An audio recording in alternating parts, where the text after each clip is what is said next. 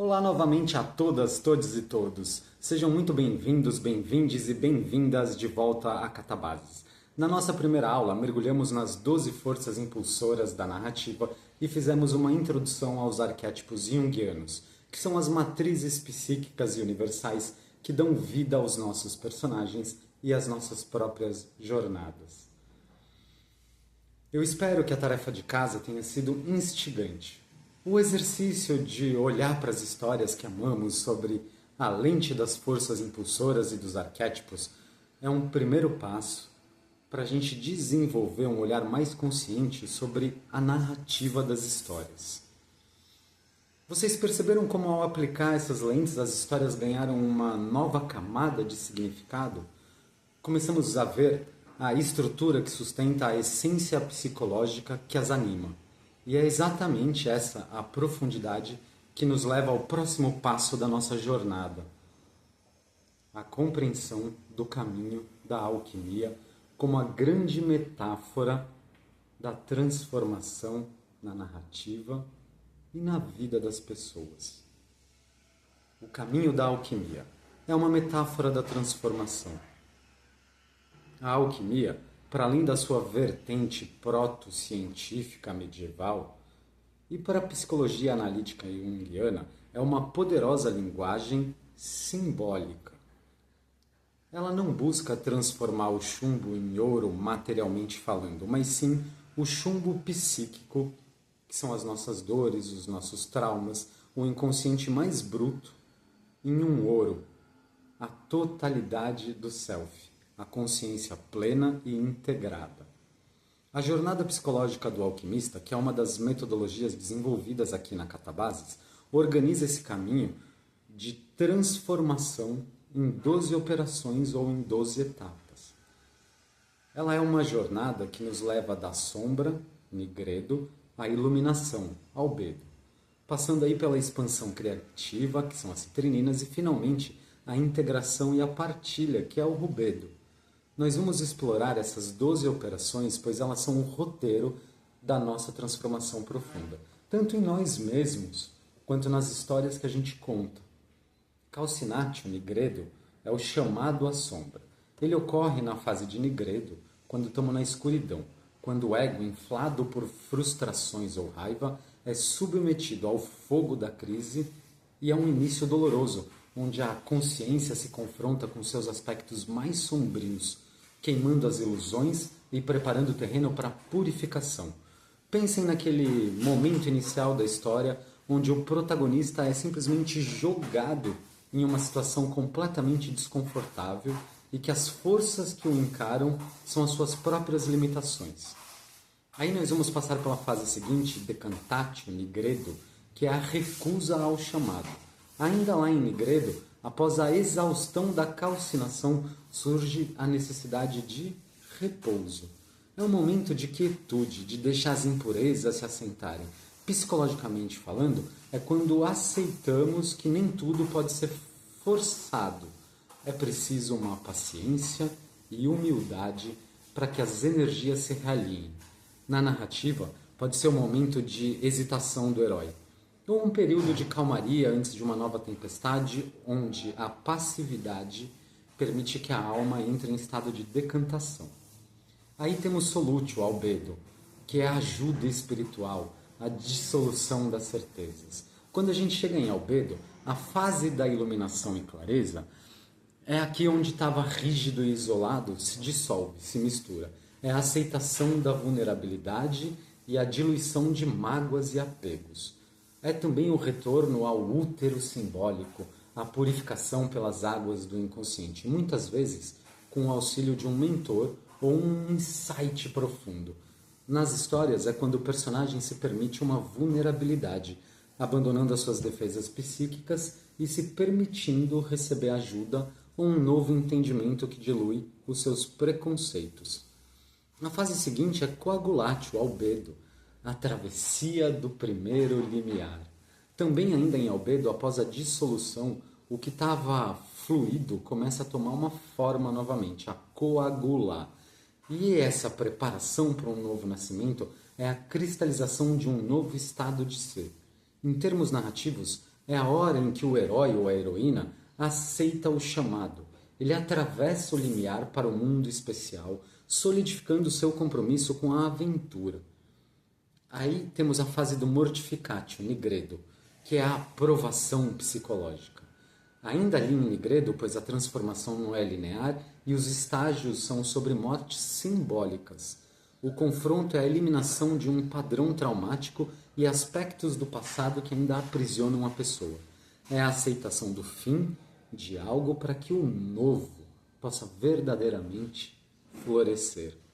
Na trama, é o momento da crise profunda, onde o protagonista precisa matar os seus próprios medos, os seus vícios ou a sua antiga identidade para poder, enfim, seguir em frente.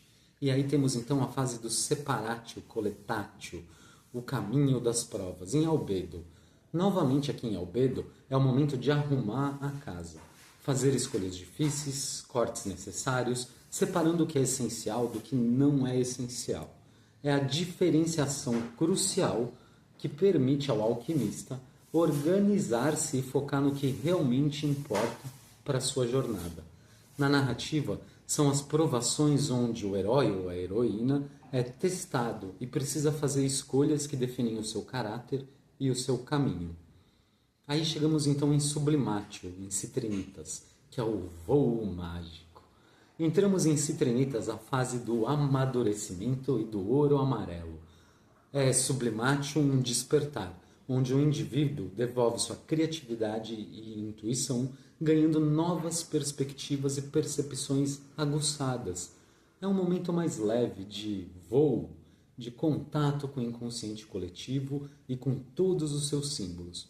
Numa história, é quando o personagem tem um insight genial ou uma epifania que muda o rumo da história e eleva o entendimento do protagonista. Chegamos aí então em Exaltatio, Citrinitas ainda, o contato com o masculino arquetípico. Esse é o momento da ritualização e sacralização do trabalho. Ele simboliza o quê? O contato com o masculino arquetípico, representando a estruturação e a ordem por uma força de vontade e uma capacidade de se manifestar e realizar no mundo concreto. Na narrativa, é quando o protagonista assume plenamente o seu poder, a sua liderança ou a sua capacidade de organização para impactar o mundo. Multiplicatio, então, em Citrinitas, que é o contato com o feminino. O arquétipo do feminino em Citrinitas, nessa fase, é a fase da experimentação do amor e da caridade. Como um contato com o feminino arquetípico representa a fertilidade e a criatividade que se prolifera, é também a capacidade de nutrir e expandir o que foi conquistado. Na trama das histórias, normalmente, é quando o herói estabelece conexões profundas, cria algo novo ou influencia que os seus recursos se expandam exponencialmente. Aí temos Tintura de Rubedo, a apoteose. Chegamos então a Rubedo, a fase vermelha do ouro. A tintura é o momento da iluminação, da realização do self, onde os votos são feitos e é a consagração da essência, da manifestação da verdadeira natureza do alquimista, da alquimista. No enredo, é a apoteose da heroína ou do herói, o momento da sua maior glória ou da sua mais profunda sabedoria, onde a sua essência se revela. E aí temos Connuncio, Rubedo, a grande conquista. Em Rubedo, ele é o ápice da jornada, a integração entre o consciente e o inconsciente e a união dos opostos, o casamento alquímico. Resultado ali da totalidade da psique e da pedra filosofal. Na história, é a grande conquista, a resolução final dos conflitos internos ou externos.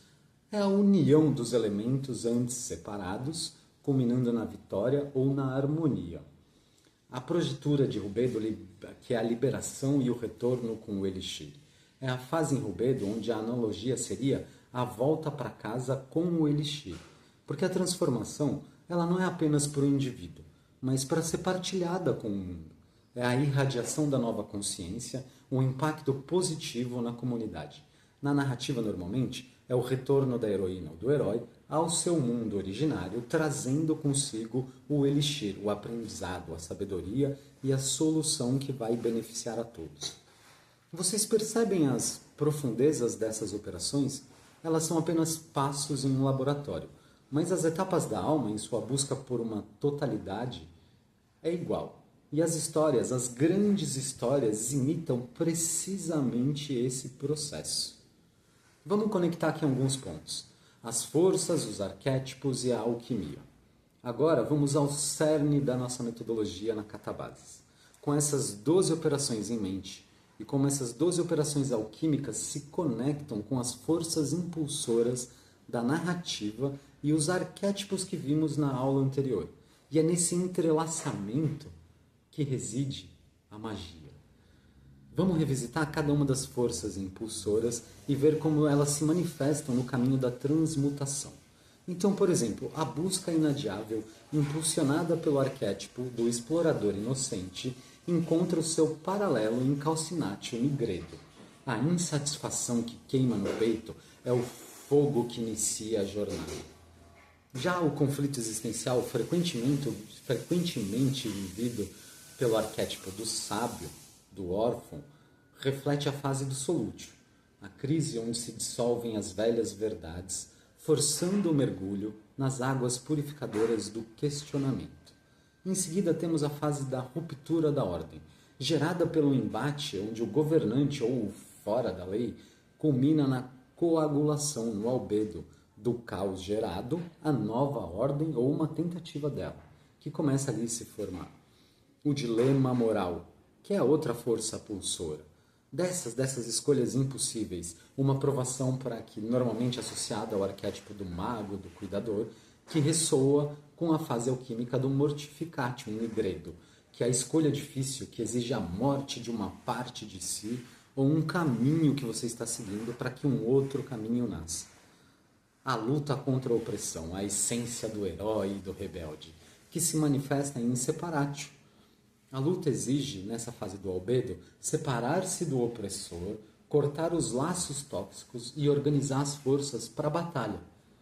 Aí depois temos a revelação chocante, que é o momento para o inocente que desperta ou para o sábio que está se integrando, espelhado na fase de sublimatio trinitas, onde a verdade se eleva, a percepção se expande e o espírito voa com novos entendimentos. Depois temos a sedução e a corrupção, a tentação do amante ou do governante sombrio, que pode levar ao decantatio em nigredo. O peso das escolhas erradas decanta, exigindo um período de repouso e separação do que é impuro. Aí depois temos a superação do impossível, o ápice do herói criador, refletido na exaltatio in citrinitas, que é a exaltação da vontade, a manifestação da nova força e estrutura conquistada. O confronto com o desconhecido, o chamado do explorador, do mago, que evoca a multiplicatio citrinitas.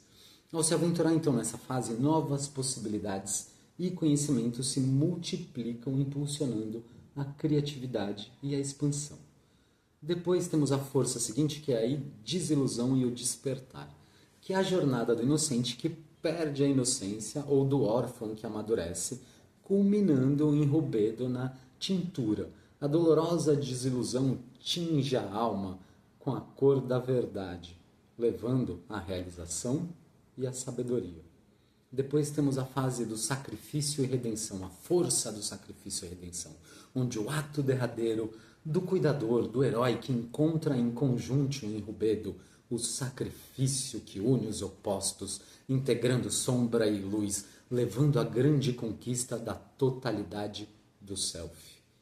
Depois a fase da perda irreparável, a dor que acompanha o órfão ou o amante que se projeta na tintura de rubedo, que é a aceitação e elaboração da perda, onde se permite que o aprendizado seja compartilhado, irradiando assim a transformação para o mundo. Vocês percebem a teia que se forma? As histórias elas não são de fato aleatórias. Elas ecoam esses processos mais profundos da nossa psique.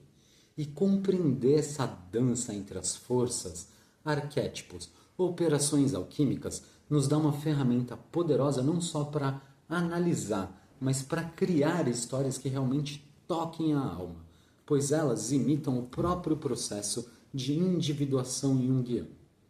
Eu vou propor agora uma atividade prática em grupo, no grupo de WhatsApp, onde todos os alunos já fazem parte, para aprofundar a compreensão da aula de hoje.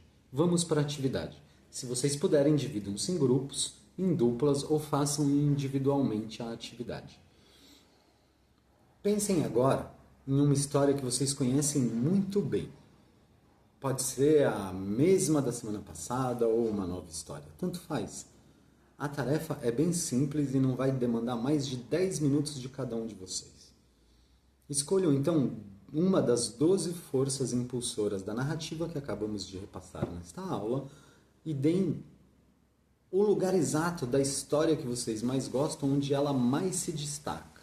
Identifiquem ali qual é o arquétipo junguiano, que é o protagonista dessa força nessa história.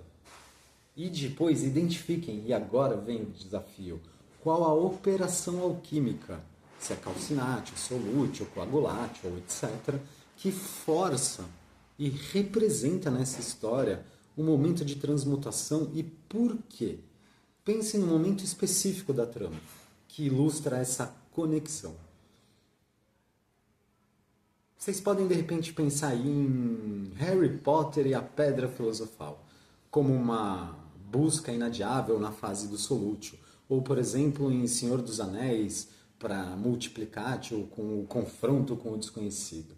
Mas fujam um pouco do óbvio, tentem algo mais inédito e continuem desenvolvendo a ideia que vocês começaram hoje e escolham uma dessas para explorar com profundidade a pesquisa de identificação na história de cada uma dessas ideias. Estejam claramente presentes na jornada do protagonista.